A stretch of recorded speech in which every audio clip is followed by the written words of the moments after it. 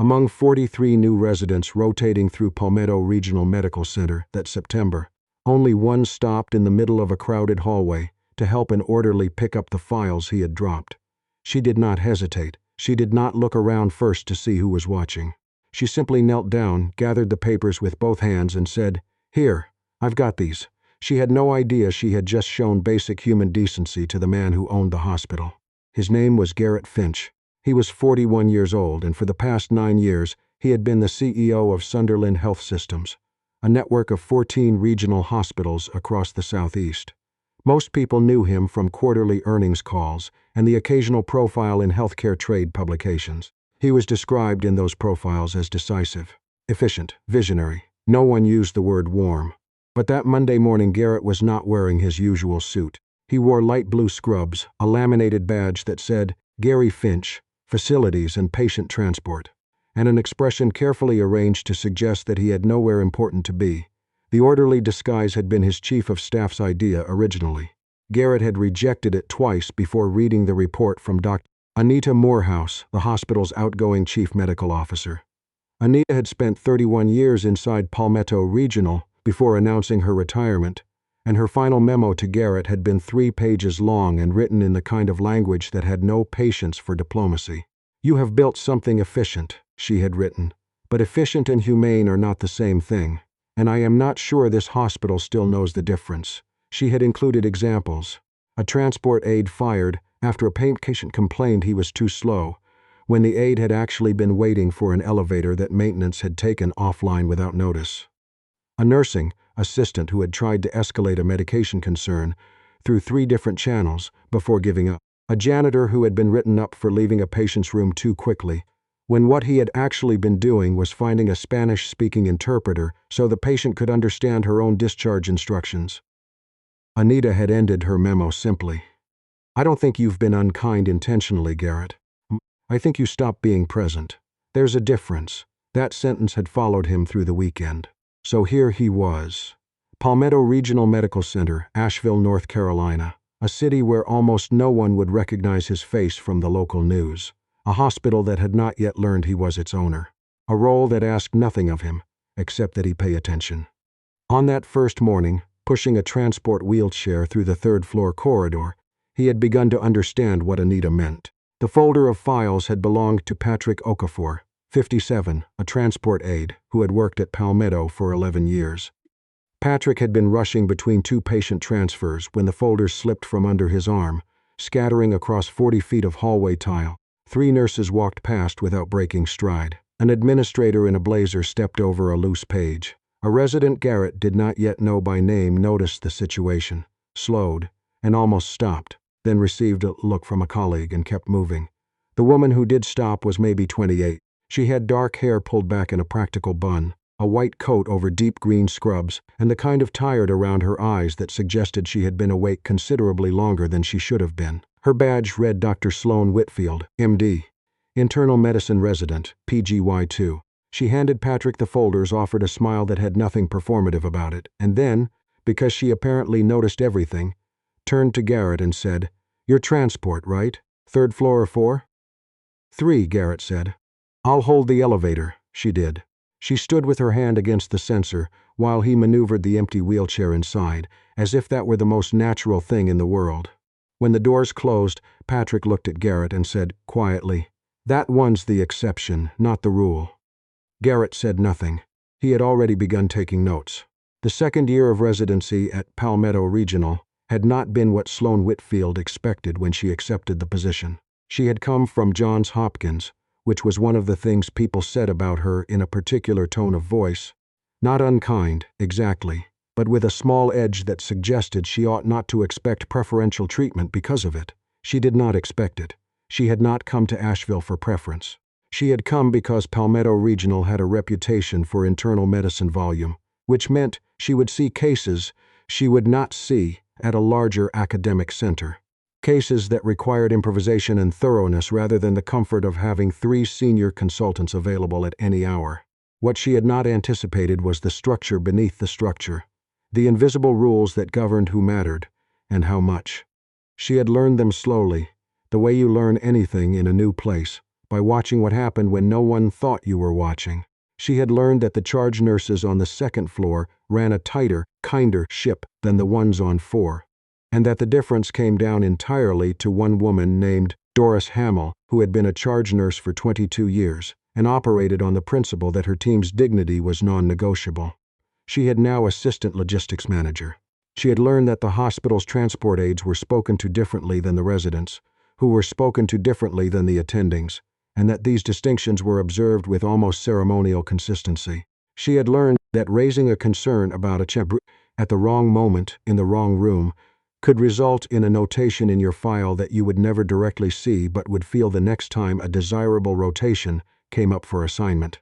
She had also learned that the cafeteria on the ground floor had decent coffee at 6 in the morning, before the rush, and that Gary from facilities was usually there around the same time. She had not meant to start talking to him. The first time, she had simply sat down at the nearest open table, which happened to be his. She had been reading discharge summaries on her phone.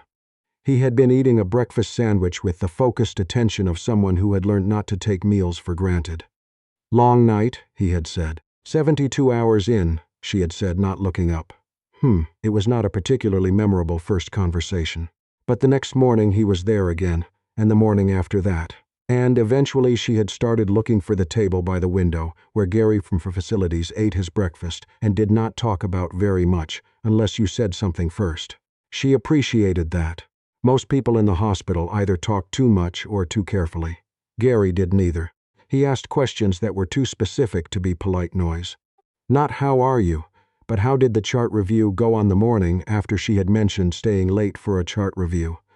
And when she answered, he listened in a way that felt almost unfamiliar, like the answer was the point. She did not think about why he listened that way. She had too much else to think about. What Garrett was learning, through 2 weeks of 6 a.m. breakfasts and corridor observations and quiet hours pushing transport chairs between floors, was that Palmetto Regional ran on 2 entirely separate systems. The first system was the one in the quarterly reports, the one with metrics and outcomes and the satisfaction scores that Sunderland's board reviewed at its semi-annual meetings. That system showed a hospital performing at or above benchmark on most indicators, minor staffing concerns well within industry norms, patient satisfaction trending upward. Some turnover in the transport and facilities departments, but that was considered ordinary for the sector. The second system was the one operating beneath the first, and it was held together almost entirely by people whose names did not appear on any org chart he had ever reviewed. Patrick Okafor, who knew every patient on the 3rd floor by name and kept a small notebook of dietary preferences so he could flag meal delivery errors before they became incidents.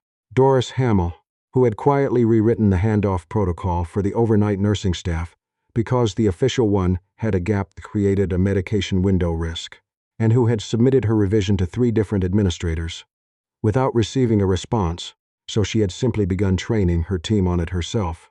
A woman in environmental services named Ruth Ann Sager, who was 64 years old and had been at Palmetto for 19 years and who kept a list of rooms where patients had mentioned being cold, so she could bring extra blankets on her rounds without waiting to be asked. These were not exceptional people, Garrett thought. Or they were exceptional, but not in the way the word usually meant. They were not gifted or decorated or particularly recognized.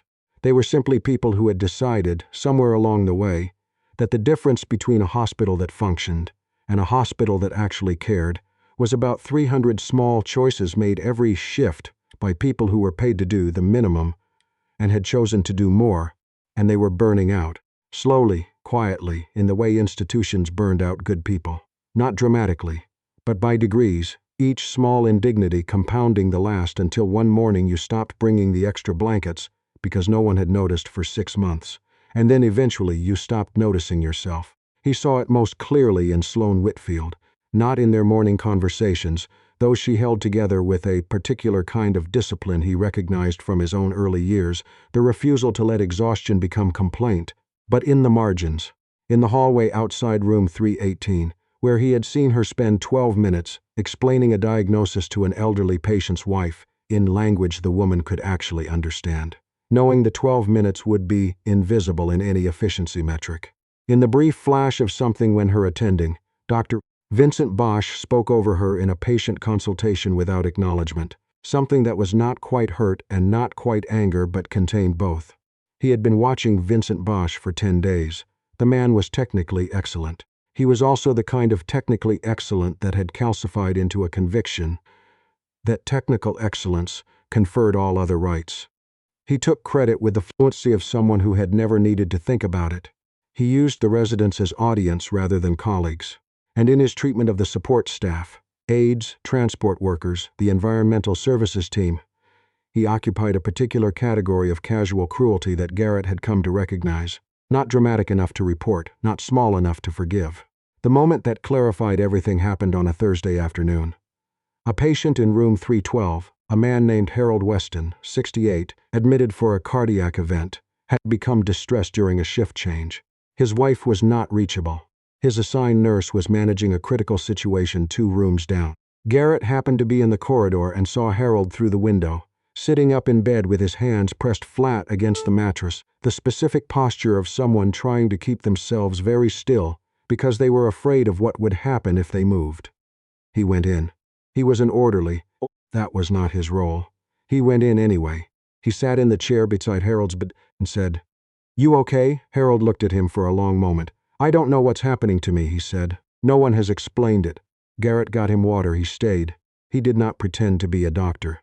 He did not offer reassurances he couldn't support.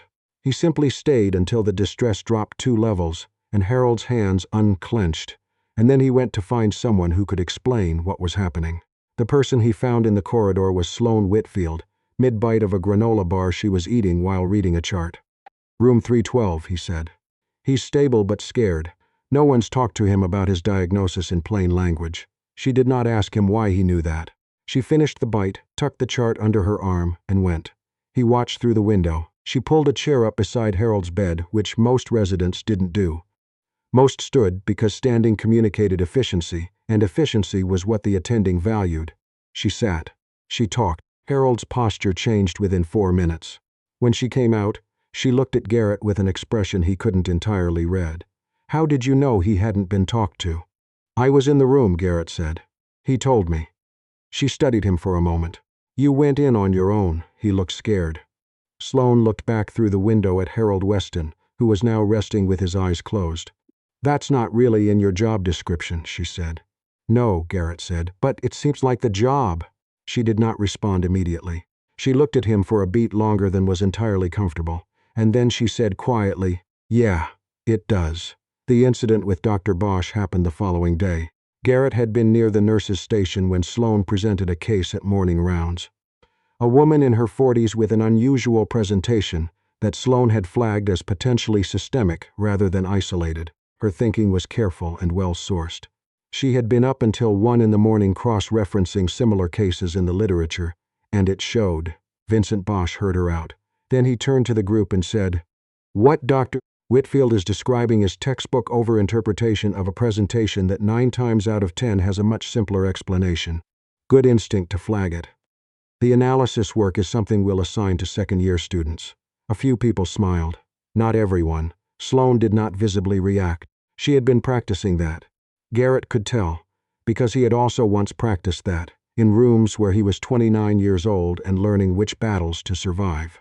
But afterwards, an hour later, he found her in the stairwell between floors, not crying, not allowing herself that, just sitting on the top step with her back against the wall and the granola bar in her hand untouched, doing the very quiet work of deciding whether the thing she had built was worth the cost of continuing to build it. He sat down 1 step below her. He had learned that from his own years of needing space. You didn't crowd the person, you joined the level. You made it a conversation rather than a rescue. "He wasn't right," Garrett said. "He's an attending." Sloane unwrapped the granola bar, stared at it. "He's an attending who took a conclusion you had already reached, put his name on the part that mattered, and handed you back the footnotes," Garrett said. "That's not seniority. That's convenience." Sloane looked at him.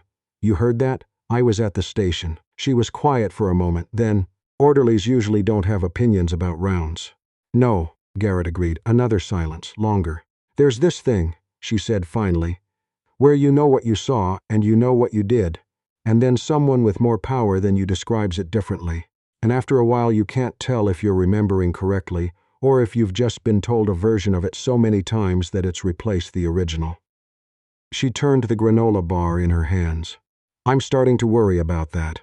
Garrett thought about Anita Morehouse's memo. I think you stopped being present. You're not misremembering, he said. And the fact that you're worried about misremembering means you're still paying attention. The people who've lost it stop asking. Sloane looked at him for a long moment. He held the eye contact. Gary, she said slowly, were you ever in medicine? He looked at the stairwell window, narrow and letting in gray autumn light. I've been responsible for a lot of people in healthcare, he said. That's not quite the same thing, she didn't push. But he could see, when she stood, that the question had settled somewhere and would not leave quickly. What Garrett had gathered by the end of week 2 was not a theory. It was a record. 47 documented instances of preventable inefficiency caused not by resource gaps but by hierarchy maintaining itself at the expense of patients and staff.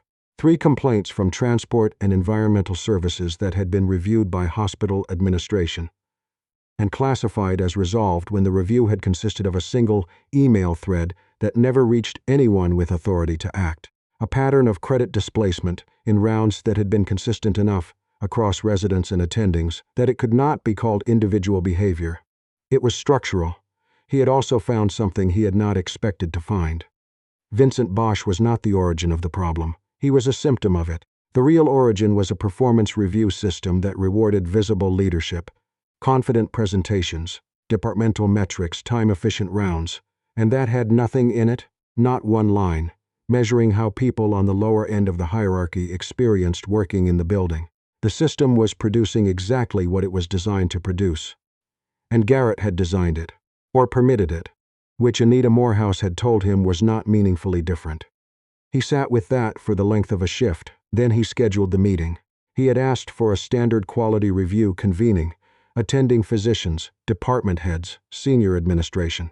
The kind of meeting that happened quarterly and generally produced action items that would be revisited at the next quarterly meeting and moved forward again. The room was full when he walked in, still dressed in the scrubs, still wearing the badge that said Gary. Dr. Bosch was at the table. So was the hospital's chief medical officer, Dr. Pauline Sauter, the department heads, the senior administrator, James Holcroft, who had been managing Palmetto's day-to-day since the previous director's departure, and who had been told by Sunderland's executive team that a quality review representative would be joining the meeting.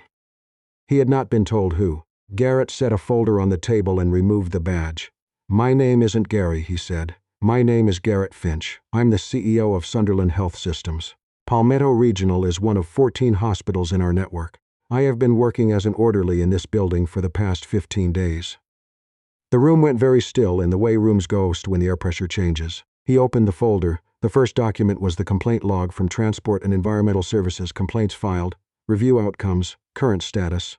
3 of the reviews showed as resolved. He placed the corresponding email chains beside them, each of which demonstrated that resolution had consisted of an acknowledgement and no follow-up action. The second document was a comparative summary of rounds interactions he had observed, credit attribution, tone, and the resulting behavior of residents in the week following each interaction. It was not a controlled study, but it showed a pattern that, once visible, was not possible to unsee. The third document was Anita Morehouse's memo. He let people read. Then he turned to Vincent Bosch. You are technically one of the strongest clinicians in this building. I've reviewed your outcomes data and I have no complaints about your medical judgment. I do have significant concerns about your professional conduct, specifically in the areas of resident mentorship and support staff interaction. You will be placed on a supervised remediation program. If the behavior continues, your affiliation with Palmetto Regional will be terminated. Dr. Bosch opened his mouth, closed it. The room was still watching. The performance review structure for all department heads is also being revised. Garrett continued. Effective immediately, the metrics will include 360-degree evaluations from residents, nursing staff, transport, and environmental services. If you are the kind of leader whose team describes a different experience than your superiors, that gap will be visible and it will have consequences. He looked at James Holcroft. The complaint review process failed. 3 times based on this documentation. That is not an HR problem. That is a leadership problem, and it starts at the top, which means it starts with me. The review process will be rebuilt with a third-party oversight component, and I will be reviewing its output directly. He picked up the folder. I would like to ask one more person to be in this meeting, he said, if she's available. She was. Sloane Whitfield came in 3 minutes later in her white coat, still looking like she had no idea why she had been summoned, which she didn't, and stood at the door for a moment taking in the room. Dr. Whitfield, Garrett said, the case you presented at rounds last Thursday, the systemic presentation you're attending dismissed. I would like you to present it again to this room, in full. She looked at him with an expression he still could not entirely name, something that lived between recognition and disbelief. Then she walked to the front of the room and she presented her case. No one interrupted. The chief medical officer asked 2 questions. Both were genuine. By the end of the presentation, Dr. Sauter had already opened her laptop to refer the case for specialist consult. After the room cleared, Sloane found Garrett in the corridor outside. You were never an orderly, she said. I was for 15 days. You own this hospital. Our company does. She looked at him for a long moment. The busy corridor moved around them, people with charts and purpose, and the particular energy of a building that was already beginning to feel, in ways no one could yet articulate, like something had shifted. You sat in that stairwell, she said. You were the only person in this building, he said. Who bent down to pick something up when it wasn't your job and no one was watching? I don't think you know how rare that is. She was quiet. I've been inside every department of this hospital for 2 weeks, Garrett said. I've watched how people treat the people they don't think matter. You are the exception, Dr. Whitfield. And exceptions shouldn't have to fight this hard to be heard. She looked down at her coat. The stethoscope, the badge, hands that were already a little too worn for 28. What happens now, she said. Now this place changes, Garrett said. Slowly, imperfectly. But actually, Palmetto Regional did not transform overnight. Garrett made sure no one pretended it had. The transport and facilities teams were brought into a working group that met monthly with department heads. Not as a courtesy, but as a structural component of operational review, with agenda items and recorded outcomes and follow-up timelines that were tracked. Patrick Okafor was asked to consult on the redesign of the patient transfer protocol. He brought his notebook. Garrett made sure the notebook was treated like data, because it was. Ruth Ann Sager was offered a formal patient experience advisor role.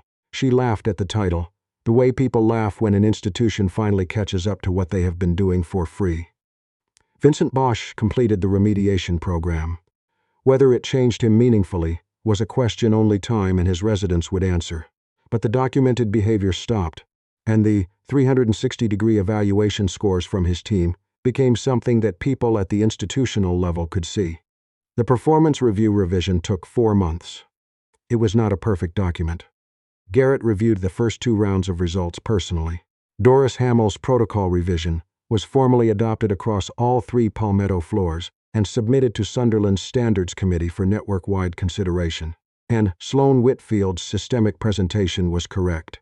The specialist consult confirmed it.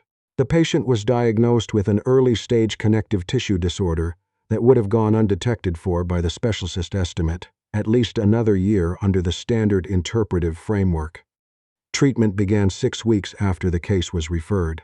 The case study was written up with Sloane as primary author. Her name appeared first on the abstract. She had not asked for that. Dr. Sauter had insisted on it. The conversation that changed something between them happened 3 months later in the cafeteria, at the table by the window. Garrett was in a suit. He had been at Palmetto for a site review, and she had just come off a night shift, and they were both drinking coffee that had been better an hour ago, and neither of them seemed ready to go back to the rest of the day. I keep thinking about something you said in the stairwell, Sloane said. Which part? The part about people who have lost it stopping to ask. She turned her cup in her hands.